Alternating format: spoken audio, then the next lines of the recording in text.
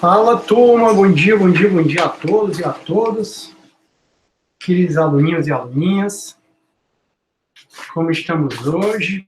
Estamos bem, estamos mal? Estamos vivendo? Estamos existindo? Bom dia, Sidney. Eu estou aqui morrendo de imprimir mandado judicial para ir cumprir, porque o negócio sem fim. Para que uma pessoa super resolutiva como eu acho que a única coisa ruim que eu acho do oficialato, assim, né, tem outras coisas, mas do oficialato eu acho que não gosto tanto, porque eu gosto de resolver. Aí é assim, eu junto meus mandados, faço tal, vou cumprir. Aí eu chego em casa, vou devolver, crente que terminei todo o trabalho, né? Porque eu passo o dia cumprindo, não sei o que. Aí quando eu abro o sistema, crente que não tinha mais nenhum mandado, passei o dia no só aquela coisa toda cumprindo, blá, blá, blá. Aí tem mais 8, aí no dia seguinte mais 13, aí no dia seguinte, minha gente, que coisa sem fim. Eu achava que era legal se tivesse um dia para distribuir, né? Porque assim, todo dia a gente recebe. Mas na Justiça Federal tem um dia, acho que é toda segunda. Aí coloca todos os mandados. Aí terça, quarta, quinta, sexta, sábado, ninguém recebe mais. Aí recebe na outra segunda. Eu acho mais organizado. Porque isso aqui, meu irmão, é sem fim, sem fim, sem fim. Mas faz parte, eu não tô reclamando, não. Tô só comentando com vocês que é para pessoas que têm a personalidade como é que eu tenho, né, que eu gosto de resolver, eu sou uma pessoa extremamente resolutiva. Aí quando eu acho que resolvi tudo, vai começar tudo de novo, mas faz parte. Deixa eu ver aqui como é que vocês estão. Oi, Juliana, bom dia. Maria Clara, Mariana bom dia. Ainda tem um sorrisinho. Jean, bom dia, show de bola. Cauã, fala, meu lindo, bom dia. Fala, Cauã, bom dia. O Cauã, engraçado. Imagino como é que seria a gente na sala presencial, viu? Se aqui já é essa. Eu ia falar exclamação, mas não pode falar exclamação, não. Se aqui já é essa interação toda, imagino na sala de aula presencial. Que aí, na sala, ia dar para ver choro, ia dar para ver risada, ia dar para ver um bocado de coisa. Falar em choro, eu tenho um negócio para falar para você já já. Leonardo, bom dia, meu amigo Leonardo Pontes, o Igor, Leonardo, tamo bem. Bom é que o Leonardo ele já falou com a turma toda, né? Tá todo mundo bem. Que bom, Leonardo, que coisa boa. Calma, bora cantar nessa aula para fazer um karaokê. Tu viu? Foi, cara, muito bom, muito bom. Mas meu irmão quase fica doido de tanto que eu cantei. Porque é muito legal, né, a vibe do karaokê. Não sei se vocês já tiveram a oportunidade de fazer. Acho que todo mundo já participou de karaokê um dia, né? Acho que tá voltando a ser moda agora. E aí eu comprei um caixa de som, aí eu tenho um aparelho, um microfone que em uma entrada ele já dá 2 microfones. E essa caixa tem 2 entradas. E eu tenho um outro microfone. Então tem 3 microfones. Imagina, 3 pessoas gritando no microfone. Aí meus irmãos que moram fora estão aqui, inclusive eles vão embora hoje. Eu vou almoçar com eles e eles vão embora. E aí a gente passou o fim de semana cantando. Foi muito bom, foi muito bom. Tu viu, não foi, o Cauã? Agora, Cauã, sabe para que eu fiquei chateado? Porque eu postei um monte de foto eu cantando, que geralmente é uma coisa que eu não faço. Aí o pessoal comentou de tudo. Comentou que queria comer o churrasco, comentou das minhas pernas, comentou que eu sou lindo, comentou que isso, que aquilo outro, que aquilo outro. 200 mil comentários lá para poder responder, eu respondendo tudinho. Eu digo, rapaz, nenhum falou da minha voz. Isso quer dizer alguma coisa, né? Porque o silêncio é uma resposta, né? Mas vai dar bom. Vamos ver, quando eu for num Dioguinho Nogueira, sei lá, aí vocês vão ver que quero para ter me valorizado. O Cauã é engraçado. Oi, Eliana, bom dia. Fala, Antônio Neto, bom dia, Cauã. Ia ser bom do Congo, viu, prof? Ia ser bom do Congo. Cara, não sei o que isso quer dizer. Congo, aquela música, Conga La Conga? Não sei. Ia ser bom do Congo. Vou ter que me ajudar a entender. A Maria Clara, bom dia. Leonardo Pontes, kkkk. O Breno, barbinho feito, charmoso. Não, cara, é porque como eu tinha viajado, né, eu passei uma semana lá na casa de praia, aí eu tinha esquecido as minhas giletes. A minha gilete de fazer barba. Não é que, na verdade, eu não faço barba. Desde que eu descobri que barba é moda, porque antigamente, até 2017, 2018, eu fazia barba todo dia, né? Só que é muito ruim, estraga a pele, não sei o que, não sei o que. Aí, barba virou moda, sei lá, eu comecei a só parar, né? Eu deixo aqui, mas não é nem porque eu gosto tanto. É porque eu não quero fazer a barba todo dia, né?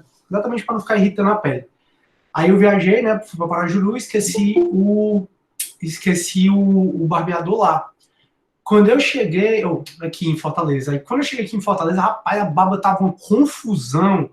Eu digo, quer saber? É melhor eu raspar com a máquina mesmo, raspar tudo, e aí quando ela for crescendo, que ela já cresceu, que eu fiz isso ontem, mas quando ela for crescendo, aí eu vou aparando. Oi, querida Bianca, bom dia, seja bem-vinda. Eu pelejei, viu, para entrar. Tá botando o link antigo e ele não tá ouvindo. Eu tô ouvindo sim. Ah, tá. Eu tava botando o link antigo, aí eu fiquei aqui esperando, aí quando eu fui ver, eu conferi e tá errado. Bianca, eu tenho isso com essa turma do CD, eu não sei o que é. Já acho que 2, 3 vezes. Ai, não é a do CD? É a do CD que eu até te pedi um dia, não foi o link? Que eu digo, Bianca, eu Sim. entrei na sala, não tem ninguém, o que é isso? Me mandei o link. É porque tu entrou no outro link. E que outro link é esse que eu gerei que não lembro? Não, tem que o seu gerou é só um, é esse. Ah, tá. Aí tem o que eu gerei, que é o que eu uso tanto na monitoria e tanto como se eu pede para eu abrir a turma, entendeu? Ah, tá, entendi. Pois eu digo, rapaz, que diabo é esse que eu tô em 2 links nessa turma? Aí eu favoritei tudinho aqui no meu computador. Melhor coisa que eu fiz, que eu já devia ter feito no começo do semestre, esqueci. Aí eu favoritei todos os links. Aí agora é E só entrar aqui. esse meu link da monitoria, quem entra com o institucional já entra direto. Então, acredito que o senhor entra direto por conta disso, entendeu? O Unifoco, entendeu? Tu cadastrou, foi? Todo mundo? Tu fez igual ano passado? Não, cadastrei não. Ele foi, tipo assim, sozinho. Todo mundo que tem o mesmo endereço de e-mail que eu criei, que no caso é o Unifor, né? Do edu.unifor.br, entra direto. Entendi. Eu não precisei cadastrar nem nada. Tu lembra que ano passado eu passei os 2 semestres insistindo toda aula pra galera entrar com o e-mail, né? Aí eu desisti. É muito esforço. É muito esforço porque quer se outros não entram, não sei o quê. Aí agora eu aceito todo mundo mesmo aqui, tendo ou não, porque é muito esforço. Galera, passei um ano implorando, rezando toda a aula, tá? A Bianca aqui não me deixa mentir. Pessoal, por favor, faça o login no Gmail, faça o login com seu e-mail da Unifor, porque é mais seguro pra gente. Só vai entrar aluno, você entra sem pedir autorização. Foi por isso que eu criei trauma desse barulhinho que acabou de aparecer. Por isso que eu boto no mudo aqui quando eu vou abrir a sala. Esse ano eu decidi, não, os monitores abrem a sala, aí só a Bianca é a única que eu abro a sala porque eu preciso gravar. E isso aí, Bianca, tu vai resolver para mim no próximo semestre. No próximo semestre tu vai abrir a sala, tu vai gravar. O que eu acho melhor e tu disponibiliza para os alunos, né? Acho que vai ficar melhor para o semestre. E aí esse semestre também resolvi nem mais tocar nesse assunto, porque ela, mas eu não tô conseguindo entrar, não sei o que. Aí eu digo, não, é mais confusão se eu for pedir para a galera logar do que normal. Mas enfim. Enfim, aí o Cauã quer que a gente cante, não vamos cantar. Aí o Cauã, Barbie Feita chamou, obrigado, Breno, obrigado. Fica mais novo, né, sem barba, eu acho, não sei o que é, não. Mas eu uso barba mesmo só porque não gosto de fazer barba todo dia. Agora pra tu ver, né, como o mundo é injusto. Professor, teu irmão parece muito contigo. A gente tava... Lembra muito, eu fiquei olhando. Desde cedo. E teve uma época... Teve uma época que foi mais parecida ainda, é muito engraçado. E a gente estava comentando exatamente isso, porque eu postei aquela foto da família, e eu não indiquei, né, que era meu irmão. A grande maioria, aí tu é gêmeo. E eu olho assim, eu acho parecido, mas eu sou bem mais branco, ele é bem mais moreno, porque fica lá estatalado no sol, não gosto não. E ele é mais velho do que eu. Aí eu comentei, né, no grupo da família, aí tá todo mundo aqui dizendo, eu também postei, não sei quem falando, que a gente é muito parecido, é mesmo, eu e meu irmão, muito parecido. Talvez até em termos de personalidade também. Mas ele é mais... ele, quando relaxa, ele relaxa, digamos assim. Ele sabe separar as coisas. Eu sou mais agitado. Acho que eu sou mais assim. Só que ele quase me bate, porque... Bate assim, né? Tô brincando. Porque eu passei o dia cantando, aí chegou a hora que ele enjoou. Ele se dando, para, macho. Só que eu cantando, a família toda cantando. Só ele não quer a gente cantasse. O bichinho. Aí o Cauã, eu vi, prof, ri bastante, queria estar lá. Bora a gente marcar qualquer dia. O show foi bastante, foi bom demais. Pois é, porque a gente anima muito, né? A família é bem animada, eu sou agitada e também anima aí a galera. Bota todo mundo pra cantar junto. Bom do Congo é bom demais. Boa saber. Cauã não sabia, não. Não sabia mesmo. Turma, falando em choro, eu queria combinar uma coisa com vocês. A gente fez aquele simulado do Enem e que não estava marcado. Eu acho que a Unifab avisou para a gente na sexta. Não foi uma coisa que foi assim já prevista, né? O simulado que vocês fizeram do Enem, lembram? Foi terça passada. Enfim, que vocês fizeram segunda, terça. Pronto. Aí eu estava conversando com os monitores porque a aula de quinta ou de terça que vem seria para vocês fazerem um simulado para a prova. Só que vocês já acabaram de fazer 2 simulados, né? Um na segunda, outro na terça. Para eu fazer outro simulado, eu fico pensando se não é chato, porque eu sempre me coloco no lugar de aluno, entendeu? Tudo bem que o simulado que vocês fizeram foi sobre o Enem, e esse simulado que a gente ia fazer era uma revisão para a prova. Era como se fosse... Aquele primeiro que vocês fizeram, lembra da AV1? Aí eu estava aqui discutindo com os monitores, e aí eu queria saber de vocês, a nossa prova, a V2, primeira chamada está marcada para ser dia 6, sem ser a quinta dessa semana, da próxima. E a segunda chamada, dia 11, que aí é terça, sem ser da próxima semana, da outra. Aí, turma, eu queria ver com vocês, o que é que vocês acham da gente, porque eu vou terminar Filosofia Medieval quinta-feira. Hoje a gente termina Patrística, na quinta a gente termina Escolástica.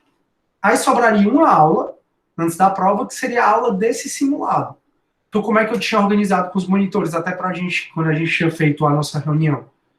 A gente ia fazer eu ia terminar Patrística, aí a gente ia fazer simulado, terminava Escolástica, e aí vinha... Não, eu ia terminar a Escolástica porque não ia ter a simulado do Enem.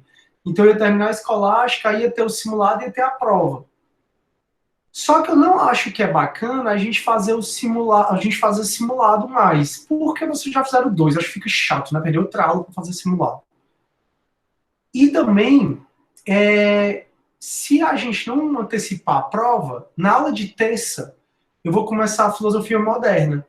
Aí é mais conteúdo ainda para vocês estudarem para a prova. Aí o que eu imaginei?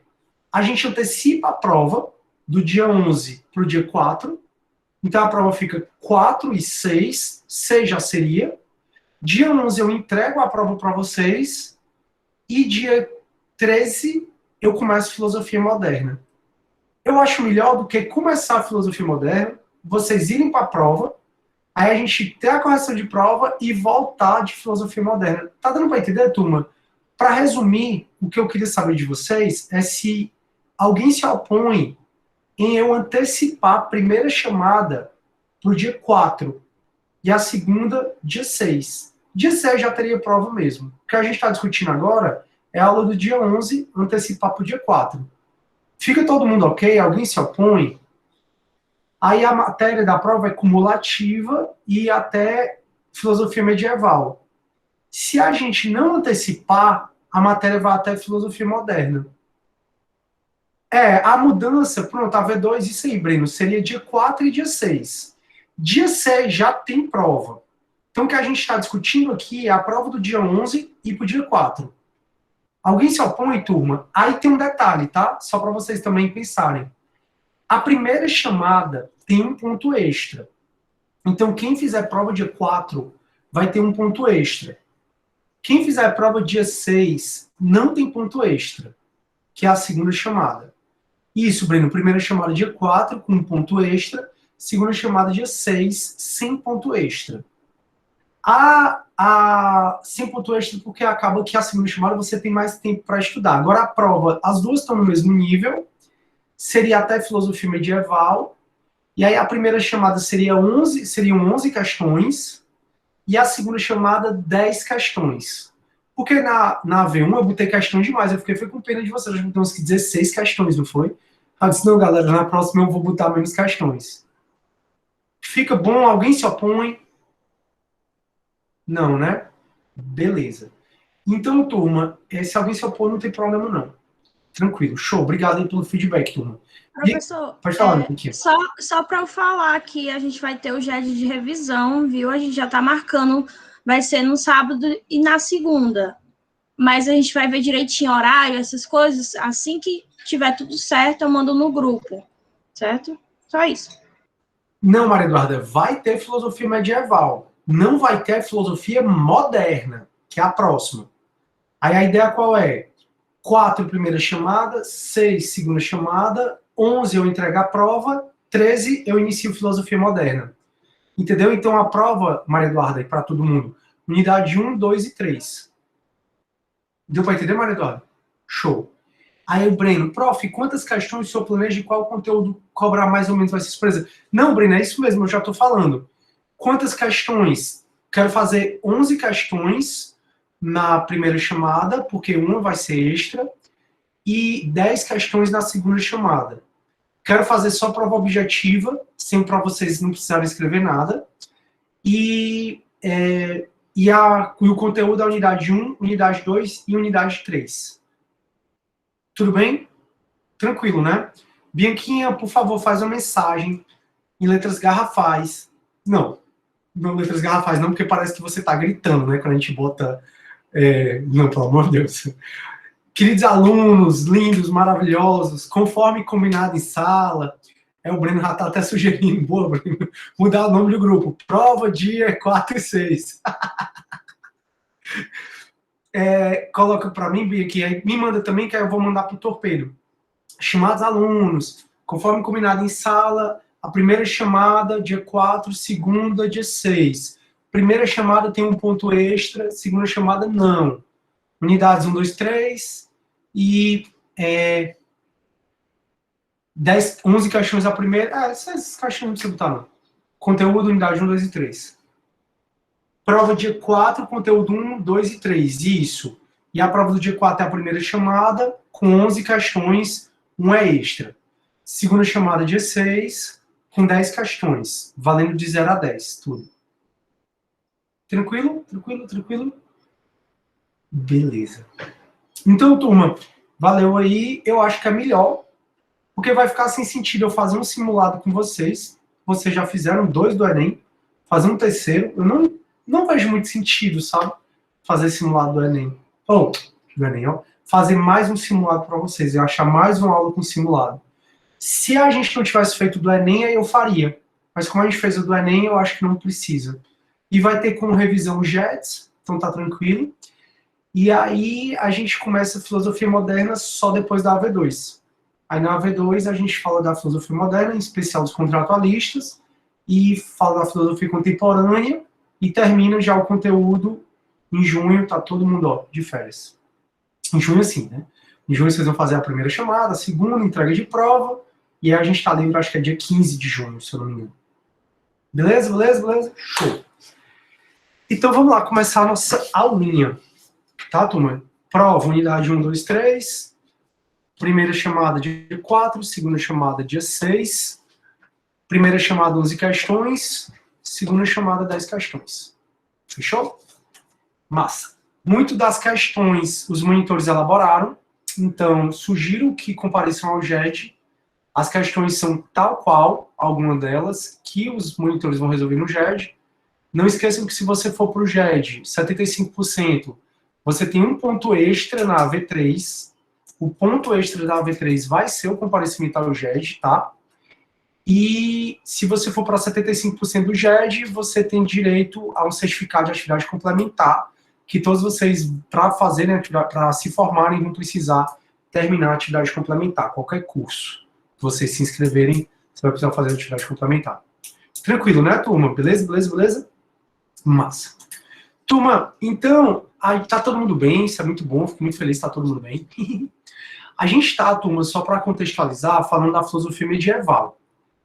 Para fins do nosso curso, a filosofia medieval, ela inicia no século I, com o nascimento de Cristo, até o século XIV. Para alguns até o século XV, mas isso eu vou conversar com vocês na aula de filosofia moderna. Quando começa a filosofia moderna? E aí, turma, A filosofia medieval, então, do século I ao VII, a gente tem a patrística. Patrística vem de padre, é a filosofia dos padres, é a filosofia que o principal representante é Santo Agostinho. Hoje a aula toda é quase toda para a gente falar de Santo Agostinho. E aí Santo Agostinho, ele cristianizou as ideias de Platão. Então, na patrística, foi um momento muito importante para a igreja, porque muito do que você conhece da doutrina cristã, essa história de paraíso, de Adão e Eva, de juízo final, de ressurreição dos mortos, muito do que a gente sabe e até pratica e até acredita em relação ao cristianismo foi criado aqui nesses 7 séculos da patrística. E a patrística que, com o intuito de evangelizar, já que o cristianismo era uma religião muito nova na época, com o intuito de evangelizar, de trazer mais gente para o cristianismo, com o intuito de diminuir o paganismo. Pagão é quem não era cristão, quem não era batizado era considerado pagão. Então, com o intuito de trazer mais gente para o cristianismo, a patrística, ela foi um ponto que a igreja colocou, que fez muitos arcabouços teóricos, muita doutrina cristã, muitos livros, muitas escrituras foram aqui nesse período da patrística. E com o intuito de evangelizar, trazer mais pagãos para o cristianismo, para eles deixarem de ser pagãos e virarem cristãos, eles tentaram unir fé e razão. Então, o assunto principal da filosofia medieval, desses 14 séculos, é como conciliar a fé cristã com a razão dos gregos e dos romanos. Lembre, então, que a filosofia surgiu 7 séculos antes de Cristo, e a filosofia surgiu exatamente para explicar tudo por meio da razão. A filosofia, ela quis dizer assim, essas explicações pré-estabelecidas, essas explicações mitológicas, atribuir aos deuses os acontecimentos, eu não aceito mais. A filosofia rompeu com essa história de atribuir aos deuses o acontecimento do mundo. Então, durante 700 anos, os gregos, os romanos, eles vinham sempre racionalizando tudo. De maneira que, quando chega Cristo, que é introduzido no mundo assuntos cristãos, como o juízo final, como fé em Cristo, como Santíssima Trindade, como a ressurreição dos mortos, é como se, aspas, voltasse a atribuir ao Deus, no caso, não mais aos deuses, ao Deus, o acontecimento de tudo. E aí, o pessoal da época começou a dizer, isso é um retrocesso. A gente está voltando a ser como a gente era antes, acreditando que tudo eram os deuses. Isso é um retrocesso demais. E aí Santo Agostinho, na sua inteligência, na sua genialidade, ele resolveu criar várias doutrinas cristãs, unindo a fé cristã, esses dogmas cristãos, com o pensamento grego-romano, em especial o pensamento racional. Então, o tema principal da filosofia medieval, seja da patrística, seja da escolástica, é como unir fé e razão. E aí, na patrística, que o principal representante dela é Santo Agostinho, que vai do século I depois de Cristo até o século VII, a patrística ela tentou cristianizar, ela cristianizou as ideias de Platão. Por isso que hoje, você que teve uma criação cristã, mais especificamente católica, você deve acreditar no maniqueísmo. O maniqueísmo é essa luta de opostos, tá? Como a dualidade. O maniqueísta é o bem, o mal, o corpo, a alma, o céu, o inferno, o paraíso, o inferno. Então o maniqueísmo é muito isso. Isso vem muito de Santo Agostinho. Santo Agostinho foi extremamente maniqueísta. E foi muito ele que, se não introduziu, foi ele que organizou esse maniqueísmo que é tão presente na religião cristã. De paraíso, de inferno, de bem, de mal, de corpo, de alma, de pecado, salvação. Todo esse maniqueísmo ele veio muito de Santo Agostinho. Então, Santo Agostinho ele é o principal representante da patrística. Patrística durou esses 7 séculos. E o Santo Agostinho ele tentou cristianizar as ideias de Platão. Só uma observação que eu fiz na aula passada. Nós não estamos numa graduação de filosofia nem de história. Então, a ideia da nossa disciplina é você entender o que aconteceu em cada um desses contextos. O que aconteceu na filosofia da antiguidade, na do medievo, na moderna e na contemporânea. Se a gente estivesse falando de uma maneira mais técnica, eu ia dizer que a patrística começou no século 3, 4 depois de Cristo, porque ainda tem uma briga dos historiadores sobre isso. Mas para ficar mais fácil, eu digo, galera, memorizem que até o nascimento de Cristo a gente teve a filosofia da antiguidade. Nascimento de Cristo, século I até o século XIV, filosofia medieval, porque fica mais fácil. Então são 14 séculos de filosofia medieval, os 7 primeiros séculos, patrística, cristianizando, Platão, patrística com Santo Agostinho. Já do século VIII até o século XIV, a gente tem a escolástica, que é assunto da próxima aula, a escolástica cristianizando Aristóteles, as ideias de Aristóteles, e aí é com Tomás de Aquino, que é a matéria da próxima aula. Fechou, então? Então a gente está na filosofia medieval, principal ponto, unir fé e razão. Como fazer isso? A patrística, que foi esse primeiro momento, foi um momento onde vários livros sagrados foram escritos, várias doutrinas cristãs foram fixadas, exatamente com o intuito de ter um arcabouço teórico para contra-argumentar mas para contra-argumentar ataques teóricos. Então tinha muitos ataques teóricos em relação ao cristianismo, tinha demais. Tipo, como é que pode, tem vários deuses e você quer que tenha só um Deus? Se teu Deus é tão bom, então por que existe desgraça? Por que existe isso? Por que existe aquilo outro? Tô aceitando um aluno que está entrando. Turma, todo mundo que entrar atrasado, tenta fazer o login no Google com o e-mail da Unifoc, e aí entra de uma vez, tá bom? Para não atrapalhar a aula. Show. Então, turma, para contra-argumentar esses ataques teóricos contra a igreja, contra o cristianismo, que era uma religião muito nova na época, a patrística ela fez muitos arcabouços teóricos, muitos livros sagrados. Santo Agostinho, que é o principal representante, para vocês terem ideia, só ele escreveu 232 livros, distribuídos em 93 obras.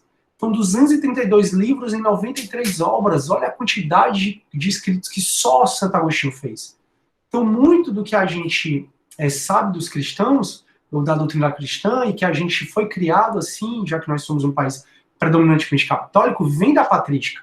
Então, a patrística foi a época onde a igreja ela sedimentou suas principais doutrinas, escrituras, tradições, para evangelizar mais gente, dizer para os pagãos que a religião cristã não era contra a razão dos antigos, da filosofia antiga, e 2, para contra-argumentar ataques teóricos que se tinham contra o cristianismo.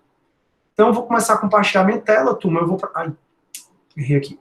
Vou começar a compartilhar minha tela, eu vou para o mesmo slide que a gente começou na aula passada, tá bom? Pronto. Oxi. Aqui o slide. Só um minutinho. Pronto.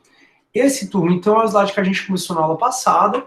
A gente começou desmistificando várias coisas da Idade Média, que a Idade Média não foi essa questão de retrocesso cultural, não. Que a Idade Média não foi uma Idade das Trevas, isso foi muito renascimento, para eles se projetarem como um movimento mais forte ainda do que eram, que era muito forte mesmo. Eles detonaram a Idade Média, mas na Idade Média foi onde surgiram os primeiros hospitais, onde surgiram as primeiras escolas. As principais religiões surgiram aqui na Idade Média. Na Idade Média teve muita produção cultural, os livros sagrados, as obras de arte, as igrejas. Então não dá para dizer que a Idade Média foi a cidade das trevas, não. Tinha peste? Tinha guerra? Tinha autoritarismo? Tinha, mas hoje tem até mais. A Idade Média também não foi uma época de maior matança da história da humanidade, como os renascentistas colocaram. A época de maior matança da história da humanidade, se não foi esses séculos por conta do Covid. Vocês viram que o Covid já matou, em 2021, esse ano, mais do que o ano passado todo. Então a gente não está nem no meio do ano e mais gente já morreu por Covid esse ano do que o ano passado todo, né? Que a pandemia começou em março do ano passado. Surreal isso. E quantas vidas... E a CPI da Covid é exatamente para apurar quantas vidas foram perdidas por negligência dos governos, né? Porque é para ser, a priori, contra o governo federal, mas como o governo federal quer embaçar, ele está querendo botar todo mundo, né? Governadores de estados, prefeitos, para o objeto da CPI se tornar enorme e ninguém conseguir concluir nada, né? Como são as coisas aqui no Brasil. Mas isso é outra discussão. A época de maior matança da história da humanidade, turma, em relação a um homem matando o outro, foi o século XX, com as grandes guerras, sem sombra de dúvida, em especial com a Segunda Guerra Mundial. Não dá para comparar o que a Segunda Guerra Mundial matou com a quantidade de pessoas que foram mortas aqui na Idade Média, quando o arsenal bélico que era uma espada. Uma espada que mata quantas pessoas? 15? 5? 8? Uma espada é bem diferente de uma arma de fogo que mata quantos? É bem diferente de uma bomba atômica que mata quantos? Então, tem muita mistificação aqui em relação à Idade Média, que é a Idade das Trevas, e que não é bem assim.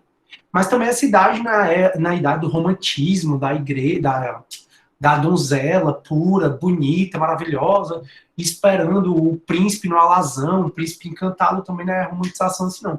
É um período muito importante na história da humanidade, assim como qualquer outro período que a gente tenha vivido. Aí na aula passada a gente conversou sobre por que a gente vive num país cristão, muito por conta do Constantino I, que editou o Edito de Milão, permitindo o culto cristão no Império Romano, exatamente porque ele teve aquele presságio de usar os símbolos cristãos nas armas dos soldados e ganhar a guerra. E em 380, com o Edito da Tessalônica, o Império Romano ele virou um império cristão. E como o Império Romano dominou o mundo quase todo, a Europa, os países nórdicos, parte dos países nórdicos, parte da Europa, parte da África, parte do Oriente, o cristianismo foi difundido pelo mundo. Nós fomos colonizados por europeus, daí porque nós somos cristãos, por conta desse cara, Constantino I. E aí a gente falou um pouco da patrística já na aula passada, e até nessa aula eu já comecei. A patrística resultou de esforços feitos por apóstolos intelectuais, em especial os apóstolos Paulo e João, e por padres da igreja. A ideia era conciliar o cristianismo, a nova religião, com a razão dos gregos e romanos. Porque só com essa conciliação de fé e razão era possível convencer os pagãos de trazer uma nova verdade e trazer para o cristianismo. Então a ideia aqui da patrística era evangelizar, trazer mais gente para o cristianismo e também defender a religião cristã contra os ataques teóricos dos antigos. Então quando o filósofo detonava o cristianismo dizia assim, esse filósofo Platão, Parmênides, que você tanto venera, os pensamentos dele é perfeitamente compatível com o pensamento cristão. Quer ver? E aí vem a história de paraíso, de inferno, essa questão toda. Na aula passada, a gente também falou que a patrística se dividiu em patrística grega, ligada à igreja de Bizâncio e a Santo Ambrósio, que era a igreja de Bizâncio, do Império Bizantino, mas que foi o Império Romano do Oriente, mas que caiu, né, com a invasão do Império Otomano. Falamos sobre isso, não é à toa que isso aqui que era uma igreja, agora virou uma mesquita, é a Hagia Sophia. E a patrística também, ela se dividiu em patrística latina, que foi ligada ao Império Romano no Ocidente, mais especificamente ao Vaticano, que é a que a gente vai estudar hoje. Então a gente vai estudar a patrística latina com Santo Agostinho. E a patrística introduziu ideias novas para os filósofos, que não se tinham, como, por exemplo, a ideia de criação do mundo por Deus. Então, Deus criou o mundo, ele disse, faça-se luz. Aí ele criou o mundo em 7 dias. Isso era muito novo para os filósofos. Também a patrística foi inserida, e tudo isso, pessoal, essas ideias aqui foram inseridas nessa época da patrística. Ideias de criação do mundo por Deus, desse criacionismo, do pecado original por Eva e Adão, de Deus como uma santíssima trindade, ele é 3 e é 1 ao mesmo tempo, de encarnação e morte de Deus, juízo final, foram todas ideias que a patrística inseriu na filosofia e que surgiram nessa época. A patrística, e principalmente Santo Agostinho, ele é muito aqui. Ele julgava que fé e razão são plenamente conciliáveis, mas que a razão está subordinada à fé, como você vai ver hoje comigo. Então hoje, turma, a gente vai perceber como a fé é superior à razão na visão de Santo Agostinho. E Santo Agostinho é esse cara aqui, eu vou começar a falar dele agora. Tudo isso foi revisão, turma, até alguma dúvida? O Breno está falando assim, tem pesquisadores prevendo que vai haver um novo baby boom quando a pandemia acabar. Que legal! O Baby Boomers, pessoal, é uma geração que teve, né, logo após o pós-guerra, é anterior à geração X, que é a dos nossos pais, que foi aquela época que explodiu de criança, que as famílias tinham muitas crianças? A Ebra não sabia disso, não. Vamos ver.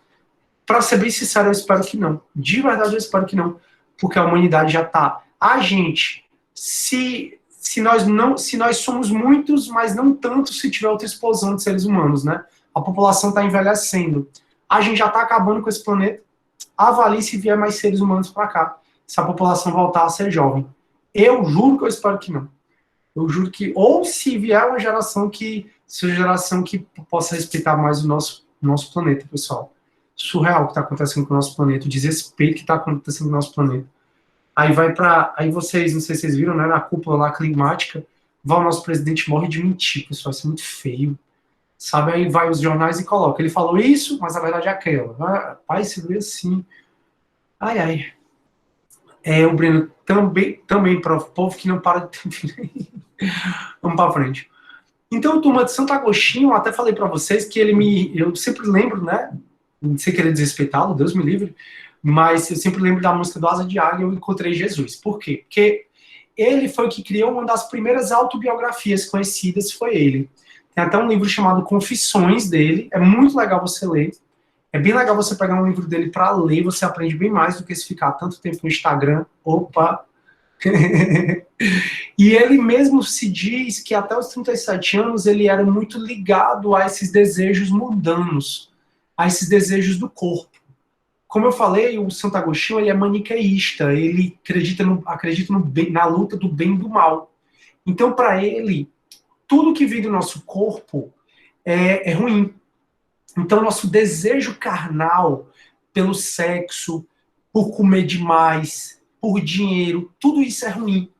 Daí porque ele diz que todos nós somos pecadores. Para ele, o que é bom vem da nossa alma.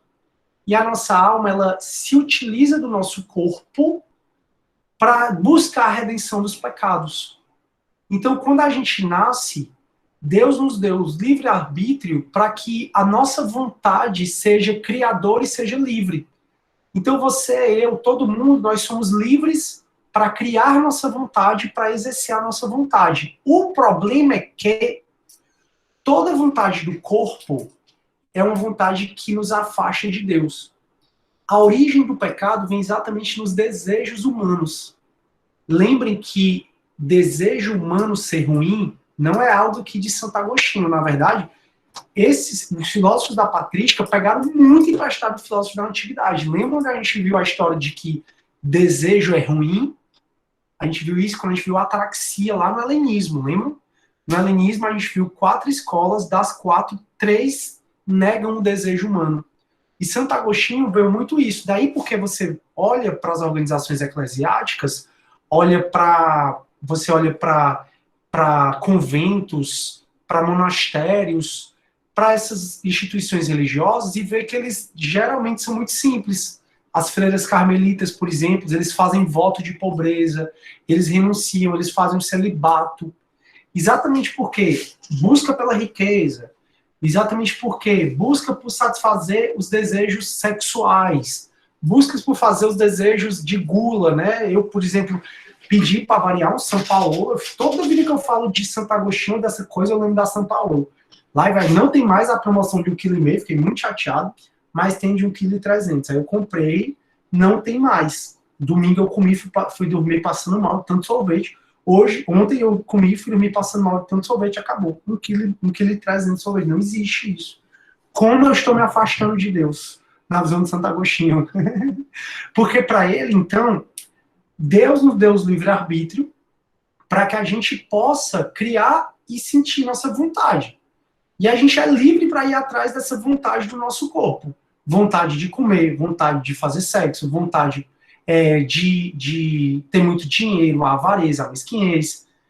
E isso tudo é essa vontade humana que nos afasta de Deus. Então, o que a gente precisa entender que a gente precisa negar essas vontades do nosso corpo, e quanto mais a gente nega essas vontades que nos aproximam do pecado, quanto mais a gente se afasta delas, mais próximo de Deus a gente fica.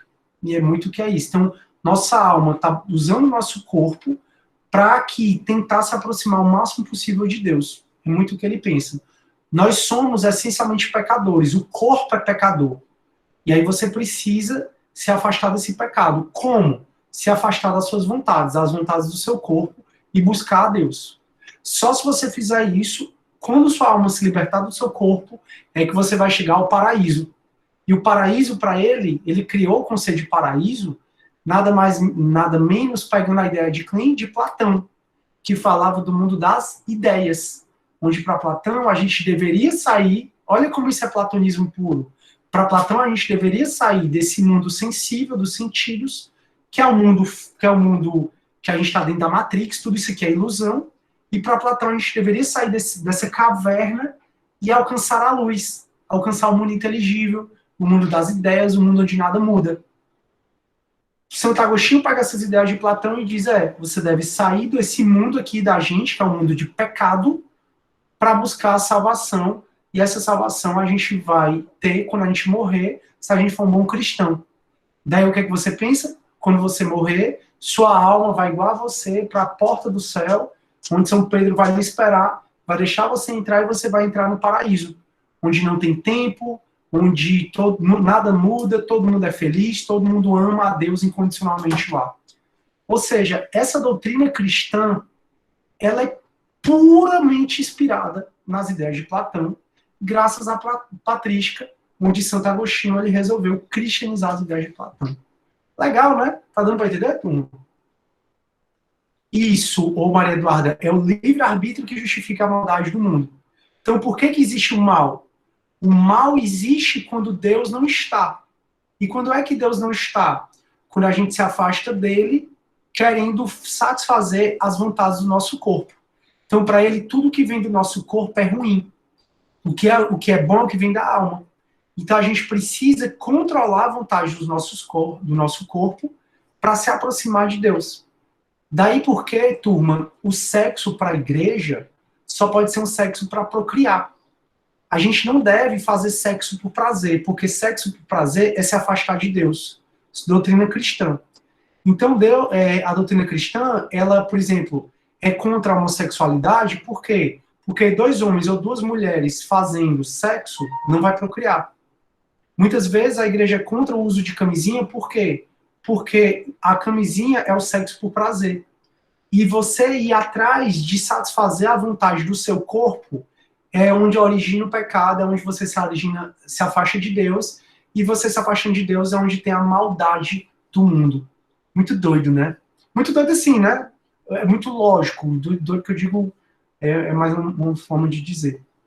Aí o Tiago, bem platônico, dividir alma e corpo. Exatamente, e foi o que o Santo Agostinho fez. Ele pegou essas ideias de Platão, que Platão já conversava muito sobre alma. Já falei para vocês do livro Fédon, é onde o Sócrates principalmente discute a imortalidade da alma, e quem escreveu foi Platão. E aí o Santo Agostinho, um intelectual, estudioso, lendo isso, trouxe muito esses dogmas cristãos de corpo, de alma, de paraíso, de inferno, de livre-arbítrio, pensando nessas ideias de Platão. Muito, muito, muito show. E aí, turma, a ética de Santo Agostinho retoma o pensamento ético de Platão, ele cristianiza as ideias de Platão. Para Santo Agostinho, o ser humano é uma alma que se serve desse corpo, a nossa alma está se servindo desse corpo para a gente encontrar Jesus. A purificação da alma em Platão e a ascensão libertadora da alma até o mundo das ideias em Platão transforma-se em Santo Agostinho na elevação ascética até Deus, que culmina no êxtase mítico ou de felicidade, que não pode ser alcançada nesse mundo. Aqui está dizendo que, enquanto para Platão a gente precisa sair desse mundo através da razão e chegar no mundo das ideias, o mundo fora da Matrix, o mundo real, a gente precisa sair da caverna. Para Santo Agostinho, a gente precisa usar o nosso corpo para buscar a Deus, porque quando a gente morrer, a gente vai chegar até Deus. Então você precisa se elevar até Deus nesse plano, para poder, no outro mundo, quando você morrer, sua alma chegar ao paraíso.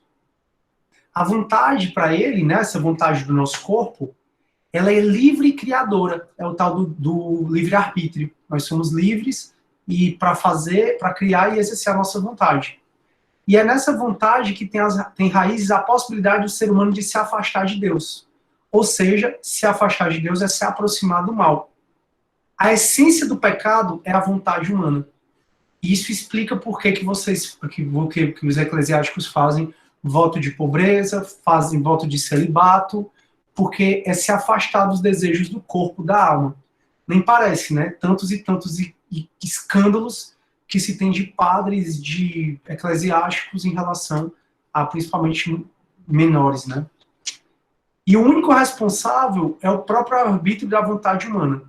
Então, o próprio livre-arbítrio é o que nos garante poder ter vontade, e essa vontade ser livre e criadora, mas se a gente perseguir a vontade humana, essa minha vontade do nosso corpo, de ter prazer sexual, de ir atrás de dinheiro, de ter prazer, de ter prazer por gula também, vem a tal dos 7 pecados capitais, é desse livre-arbítrio que surge a nossa vontade, e se a gente satisfizer a nossa vontade, a gente vai se afastar de Deus.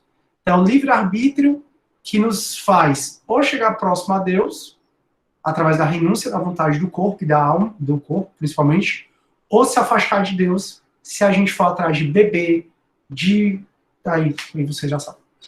Então, para que o ser humano possa lutar eficazmente contra as tentações da concupiscência, turma, é exatamente, vocês já ouviram falar de concupiscência da carne, que é prazer sexual, concupiscência pode ser a avareza, a busca pelo dinheiro.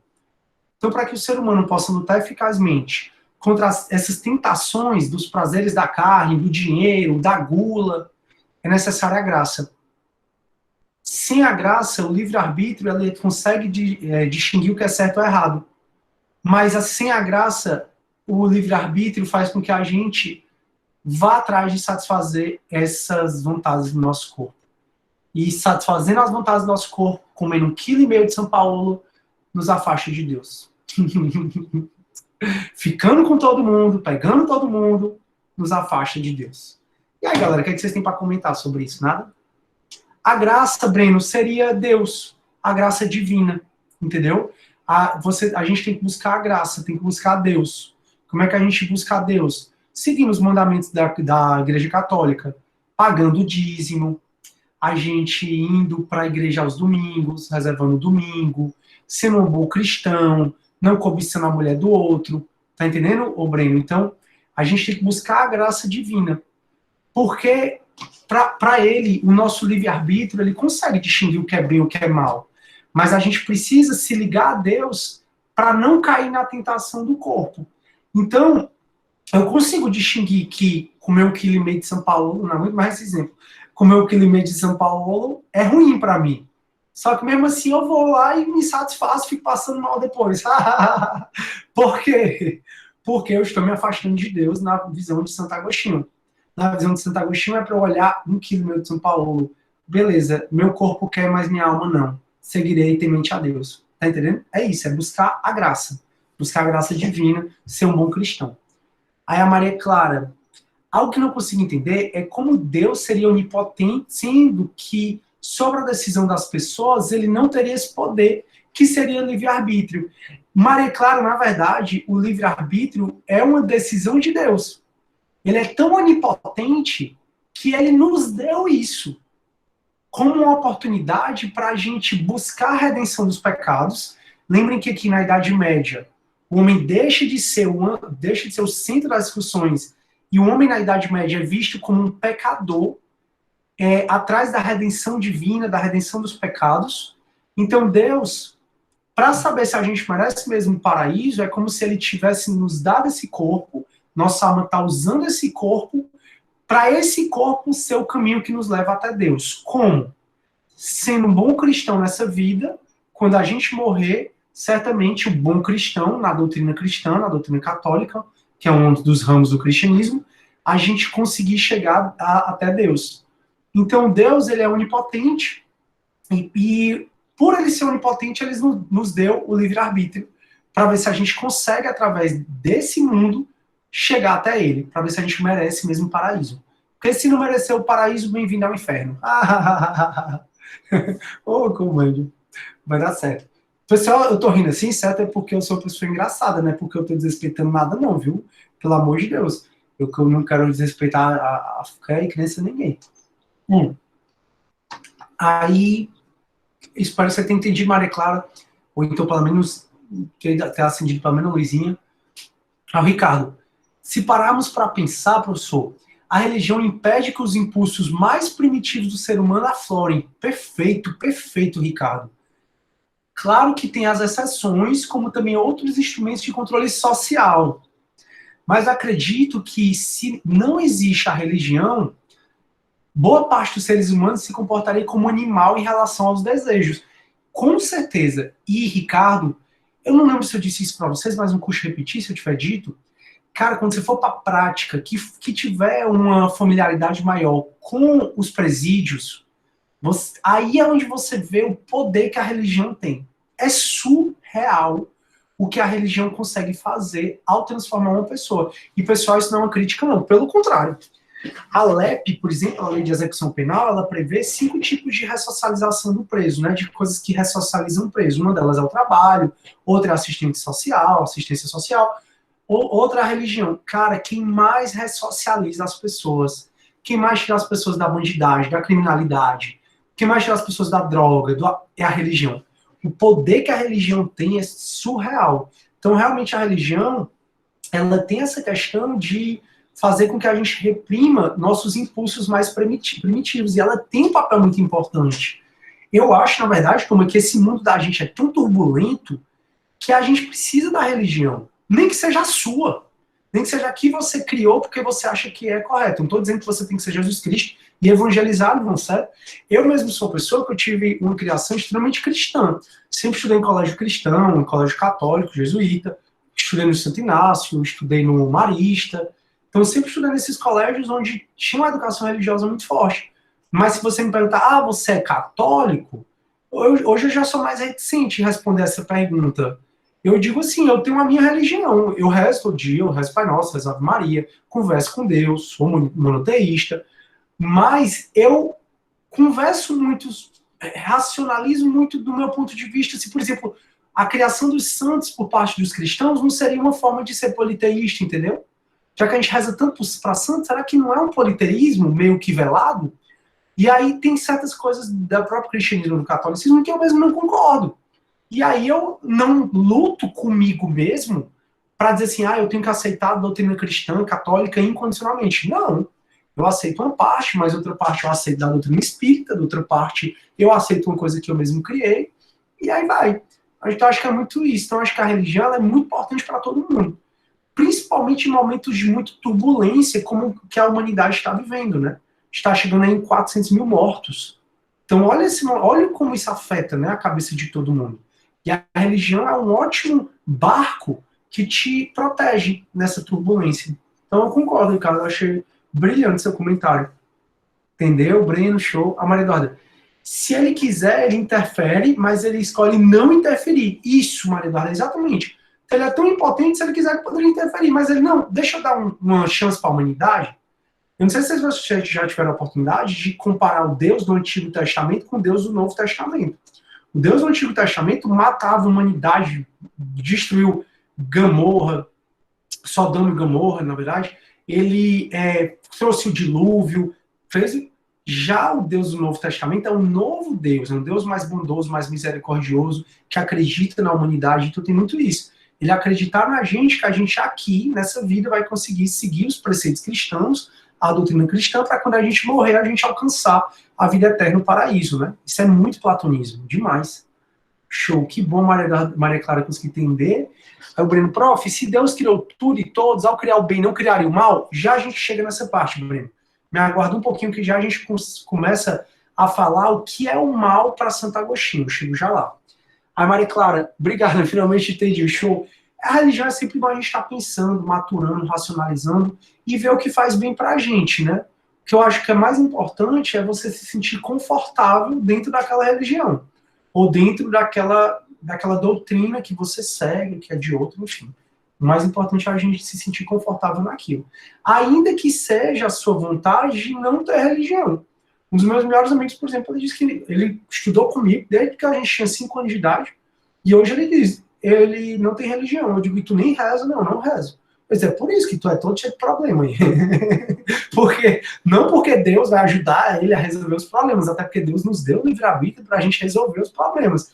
Mas porque a religião, como eu tô falando, Sidney, essa é uma opinião, é minha, e eu disposto a pensar, eu acho que a religião, ela nos ajuda muito, principalmente em relação aqui, ó, a ter um porto seguro. E aí, quando você tem um porto seguro, você consegue tomar melhores decisões. Isso é meu ponto de vista, tudo não significa que eu tô certo não, tá bom? Aí o Álvaro, para eu só acreditar em santo seria uma forma de politeísmo? Não. Não estou dizendo isso, não. Estou dizendo que isso é uma opinião que eu tenho, tá? Eu acho que talvez os santos não seria um politeísmo velado. Eu não estou dizendo isso, não. Pelo amor de Deus, Álvaro, não bota a palavra na minha boca, não. Principalmente no que diz respeito a preceitos religiosos, que isso aqui é muito sério. E Deus me livre a ofender ninguém. Eu respeito todo mundo, todas as crenças. Mas onde a igreja colocou o santo à frente de Deus? Quando alguém pede, não, nunca disse isso aí não, Álvaro, tu tá colocando palavra na minha boca. Isso é só uma discussão que eu tenho comigo mesmo, certo? A igreja nunca falou isso não, certo? Aí, a melhor herança que uma religião pode dar é o amor ao próximo, com certeza. Ô, Bianquinha, você conseguiu, e é muito Santo Agostinho, viu? Muito Santo Agostinho. Turma, a igreja nunca questionou nunca questionou o monoteísmo dela, certo? A igreja cristã é monoteísta, tá? Fiquei super preocupado agora com essa mensagem do Álvaro. Isso aí sou eu pensando comigo, eu tenho direito a ter minhas opiniões, minhas reflexões, minhas questões, que aí eu fiz questão de compartilhar. Mas a igreja nunca questionou o monoteísmo, não. Deus é onipotente, onipresente, onisciente, nos guarda. O Deus do Novo Testamento é um Deus muito misericordioso, muito amoroso, tranquilo. Pronto, não, tranquilo. Boa, ai, graças a Deus, Álvaro, também. Só você ter feito o desculpa nem precisava, mas me confortou muito, porque eu digo, minha gente, falar de religião, galera, é muito delicado. Política, religião, não preciso dizer isso para vocês, né? Então eu preciso sempre estar sendo bem claro, porque eu sei o que eu digo, mas não sei o que o aluno interpreta. E quando o aluno tem a cabeça aberta, como o Álvaro tem, como ele já imediatamente já me mostrou aqui, isso fica mais tranquilo. Mas já pensou se o Álvaro disser, o professor tá falando isso, não, eu tô falando nada disso, pelo amor de Deus. Continue tendo a sua crença, a que você aprendeu, ao que seus pais lhe colocaram, a que ele é confortável para vocês, certo? O fato de eu dividir algumas coisas são minhas. Show. Deixa eu voltar aqui para Santo Agostinho, que é melhor. Turma, bora lá. O que a Bianquinha falou, né? Agora, brilhante, Bianquinha, também. Só o fato da religião ensinar ter amor ao próximo, isso já é muita coisa, né? E acredito que a grande maioria das religiões, não posso falar todas, até porque existe aí a questão da religião, não sei se eu posso falar que é religião, né? Mas acho que sim. Da satânica, né? Enfim, não sou um teólogo, não entendo muito, não, mas tem a parte do satanismo, né? Mas que eu sei, todas, ou pelo menos a maioria das religiões, eu não posso falar todas, mas ensina esse amor ao próximo. E isso é muito bom, né? Porque realmente a gente deve amar. E Santo Agostinho, ele foi além disso. Ele foi dizer que uma das coisas, esse slide, ele vai falar dos principais pensamentos dele. Vale muito a pena você estudar Santo Agostinho, muito a pena. E ele fala muito de amor. E o Santo Agostinho, uma das coisas que ele mais pregou é a anterioridade do amor. Olha que lindo isso. Ele diz que antes de tudo, antes até de você amar a Deus, de amar a sua família, de amar o conhecimento, de amar qualquer coisa, você tem que amar o amor. Ó que lindo! Você tem que amar a amar. Quando você amar, ou seja, quando você perceber que o amor é tudo, é o princípio de tudo, tudo vai ficar mais fácil de você ter amor. Então, a partir do momento em que eu amo o amor, eu amo a Deus, eu amo a minha família, eu amo meus cachorros, eu amo a tudo, eu amo o ser humano, eu amo o próximo. Então, realmente, só a religião nos ensinar isso, né? Que a gente precisa valorizar muito o amor. E para Santo Agostinho, o amor acima de tudo, ame amar, aprenda a amar o amor, que quando você amar o amor, você amar, você vai amar tudo. E tudo isso vai ficar mais fácil de você seguir os preceitos cristãos. Então, uma das coisas de Santo Agostinho é a anterioridade do amor. Ele mesmo tem muita, pessoal, tese, muita mesmo, tese de doutorado, falando do amor em Santo Agostinho. É muito lindo isso aqui. Então, para ele, é a anterioridade do amor. O amor precede a tudo. Então, antes mesmo da gente pensar nas doutrinas bíblicas, em Deus, tal, a gente pensa no amor. Depois que a gente pensar no amor, gostar de amar, amar, aí a gente ama tudo. Eu acho muito bonito isso. É muito profundo isso. Aí o 2. O cristão é mais livre do que o pagão. Pessoal, imagina aí o que os filmes colocam pra gente, o que é o cristão e o que é o pagão, né? Os filmes colocam a gente, o cristão, todo bem arrumadinho, vai pra missa todo domingo, cabelo penteado, cabelo cortado, as mulheres, os homens, sem mostrar muita parte do corpo, guardando os domingos, temendo a Deus, tendo aquela prática religiosa. Então isso é o cristão. Pense no que se deve fazer no monastério, acorda cedo, faz jejum, passa 1 hora, 2 horas, 3 horas orando. Então pense o que deve acontecer num monastério, né? Aí você fala que vida horrível, que vida presa, né? Prefiro ser pagão. Aí como é que é o pagão, né? O pagão geralmente é aquele cara que tá com roupa mais bárbara, que tá com cabelo grande, cabelo assanhado, meio sujo. O pagão é aquele que bebe, o pagão é aquele que transa, que tem uma mulher, 2, 3, um homem, 2, 3. Pagão. Aí você, olhando a vida do cristão e olhando a vida do pagão, a gente tende a achar que o pagão é mais livre que o cristão. E Santo Agostinho diz que de jeito nenhum. Muito embora você ache que o pagão é mais livre do que o cristão é mais livre que o pagão. Por quê? Porque o pagão, por ele se afastar a Deus, e como é que ele se afasta de Deus? Por ele querer satisfazer as necessidades do corpo dele, as vontades, o desejo do corpo dele, porque o pagão quer satisfazer o desejo de se embriagar, de transar, de ter muito dinheiro, o pagão fica escravo do corpo dele. Então o pagão é escravo dos desejos. E não esqueça que o desejo é você se afastar de Deus, você seguir seus desejos. Para ele, o cristão, como o cristão sabe controlar os desejos da carne, o cristão só transa para procriar, o cristão ele come moderadamente, o cristão busca uma vida temente a Deus, não quer essa fortuna toda. O cristão, ele por não ser refém dos desejos do corpo dele, ele acaba sendo mais livre do que o pagão. O pagão não é livre porque ele é escravo dos desejos do corpo. Já o cristão, ele é livre porque ele não tem o desejo do corpo para escravizá-lo. O cristão, ele sabe reprimir isso. Ele faz o celibato, ele faz voto de pobreza, exatamente para ir. Por isso, ele é mais livre do que o pagão. Isso é muito Santo Agostinho. Deixa eu ver se vocês colocaram. A Maria Clara. Maria, essa anterioridade impediria inclusive os preconceitos, porque você amando, apenas por amar, você não escolhe quais irmãos amar. Que lindo, Maria Clara. Eu lembrei muito das questões que o novo Papa, né, o Papa Francisco, ele traz. Eu acho que ele é muito assim, né? Ele mudou muito o pensamento da Igreja Católica. Ele até é muito criticado pelos cristãos, pelos católicos mais extremos, porque ele tem flexibilizado muito. Mas ele dá várias declarações como essa que a Maria Clara escreveu, né? Que a gente deve, amando o amor, a gente chama todo mundo como irmão, independentemente de qualquer preconceito ou rótulo que a sociedade tenha colocado na gente. Muito lindo, Maria Clara, muito lindo mesmo. O Breno, professor, o amor não geraria prazer, mesmo que este não seja carnal, mas assim seja o vício da alma? Aí é que tá.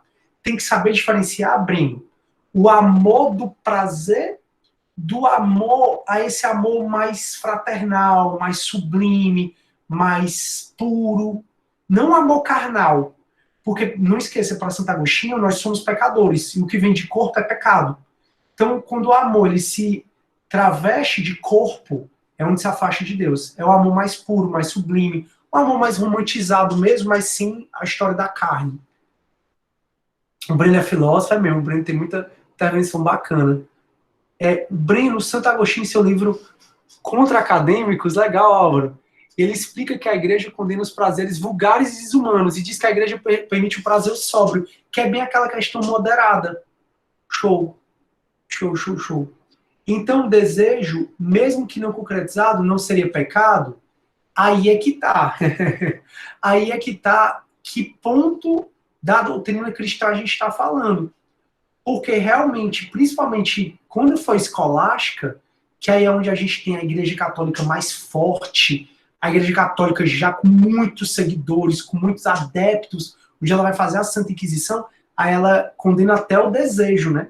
Então o cristão tem que ser cristão ao ponto de nem desejar, porque o bom cristão é aquele que controla os próprios desejos, ou seja, nem isso passa na cabeça dele. Enfim, daí porque alguns vão dizer que esse desejo vai ser bruxaria, aí para alguns vão dizer que é o demônio, aí vem a questão do exorcismo, aí já é outra pegada, o Breno. Mas muito bom. Aí, Ricardo, acho a vida dos pagãos antigos bem... Pronto, na série Vikings. Pronto, Ricardo. Aí a gente olha assim, os vikings são mais livres do que os cristãos que estão lá, tal, rezando. Para Santo Agostinho, não.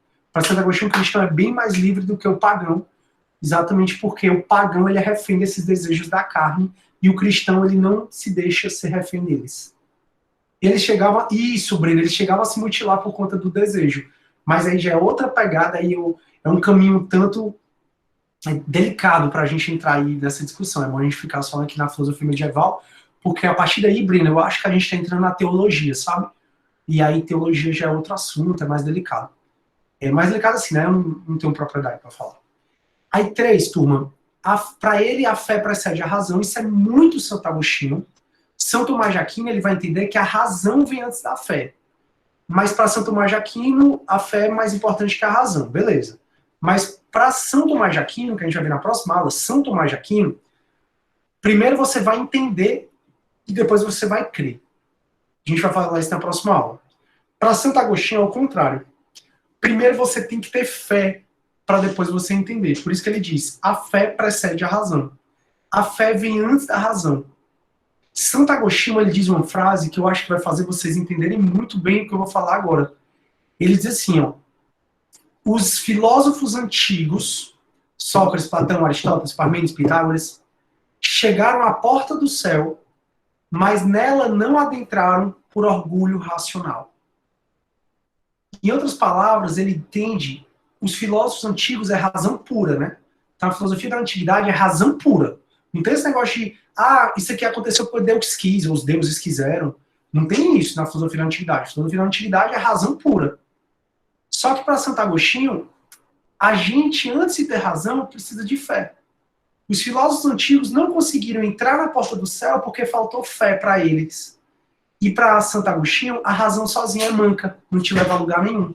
Você precisa ter fé, acreditar, ter fé na Santa Igreja, ter fé em Deus, ter fé nos preceitos bíblicos. Depois que você tiver a fé, é que você vai conseguir entender os preceitos bíblicos. Então, a fé precede a razão.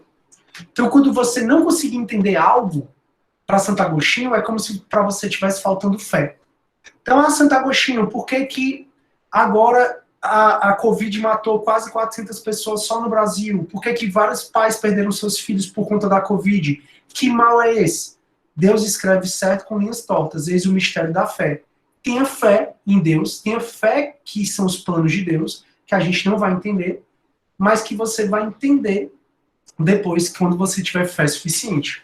Mas muitas vezes Deus, ele escreve certo com linhas tortas, porque a gente não consegue entender muitas vezes o mistério da fé. Por isso que é importante você ainda assim ter fé. Ele diz que a razão sozinha é manca, não adianta ter razão só, como os filósofos antigos tiveram, sem ter fé, porque não vai para o céu. Inclusive isso é muito retratado no livro Inferno, que é um dos livros da Divina Comédia de Dante. Acho que é o livro que eu mais gosto na minha vida. E aí os filósofos antigos estão todos lá no limbo. Eles não estão nem no céu, porque não tiveram fé, e nem no inferno. E aí, turma, para a gente entender os mistérios da fé, tipo Santíssima Trindade, o Santo Agostinho, ele conta uma anedota que um dia ele estava passeando na praia, e aí ele viu uma criança, e ele estava pensando, né, sobre a Santíssima Trindade, que Deus é Pai, é Filho e é Espírito Santo ao mesmo tempo. Ele é 3 coisas em 1. Aí conta essa anedota que ele viu uma criança, e essa criança estava pegando a água do mar e colocando no buraco. Aí ele pergunta, linda criança, o que fazes? Aí a criança, estou a colocar toda a água do mar neste buraco. Aí o Santo Agostinho responde, mas tu não sabes que isso é impossível? Aí diz que a criança assim responde, é mais fácil colocar toda a água do mar neste buraco do que o ser humano entender a Santíssima Trindade. Conta Santo Agostinho que essa criança virou um anjo e voou. Recentemente eu vi essa anedota, mas eu vi de uma forma diferente. Que a criança, ao invés de colocar água do mar no buraco, ela estava contando as areias da praia. E aí aconteceu a mesma coisa. Mas fácil contar toda a areia da praia do que o ser humano entender a Santíssima Trindade. Ou seja, tem coisas que a gente não vai entender. Daí porque você tem que ter fé. Daí porque a fé antecede, vem antes da razão. Tenha fé que você entende. Se você não tiver fé, você não vai entender. Fé, inclusive, para saber que tem coisas que você não vai conseguir entender porque nós somos limitados enquanto seres humanos. Show. Aí, pessoal, foi só olhar se vocês estão com dúvida. Aí a próxima questão de Santo Agostinho é a história que o Breno tinha comentado, né? Se Deus é perfeito, por que existe o mal? Deus criou o mal? Não. Aqui, Santo Agostinho tem uma proximidade muito grande com Parmênides. E lembre que foi Parmênides e Heráclito que inspirou Platão a fazer a teoria das ideias. E que Platão, ele se aproximava muito mais da ideia de Parmênides, onde tudo está parado, né? Para Parmênides, existe tudo está parado. Lá a gente tem, aí que vem Platão, tem o mundo da essência, que é o mundo das ideias, que é o mundo onde nada muda. E por que existe o mal? Na verdade, para Santo Agostinho, o mal não existe. O mal, ele só ocorre onde Deus não está. Então a gente precisa se aproximar de Deus. E onde é que Deus resolveu estar? Deus resolveu estar no paraíso, né, no céu. Ele resolveu estar e a gente precisa se aproximar de Deus. Como é que a gente se aproxima de Deus? Negando essas nossas vontades do corpo.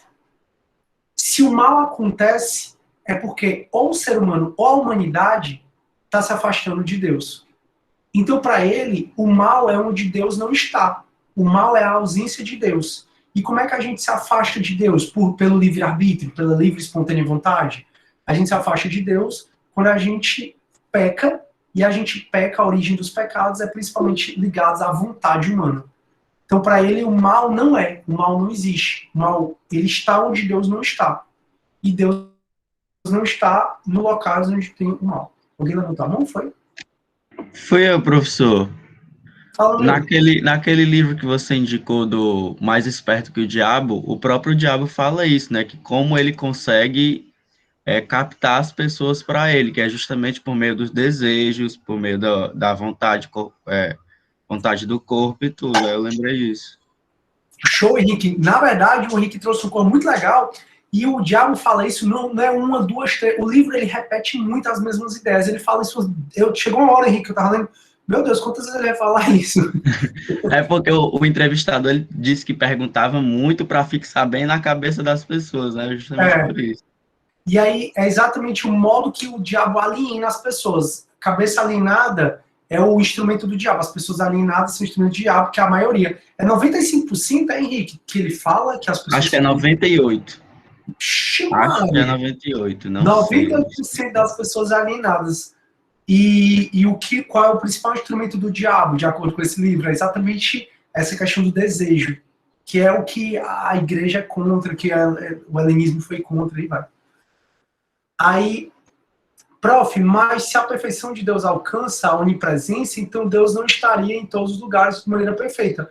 Ele não estaria porque ele não quer, porque ele não está nessa parte do mal. Ele está no ponto onde ele quer estar, e quando a gente se aproxima do pecado, a gente está se afastando dele, tá entendendo? É muito isso, ele nos deu o livre-arbítrio. Tudo é a gente filosofar, Breno, sobre o livre-arbítrio que Deus, por que quis, nos deu. E aí ele está nos dando a oportunidade de buscar a salvação. Lembre que o homem aqui medieval é o homem em busca da salvação dos pecados, da redenção dos pecados.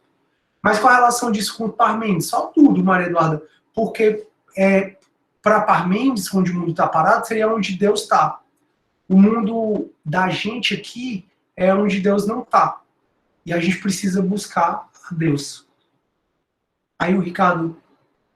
Breno, essa pergunta foi muito boa, show, foi mesmo. É a mesma coisa da onipotência. Da onipotência, ele é onipresente, mas escolhe não interferir. Isso.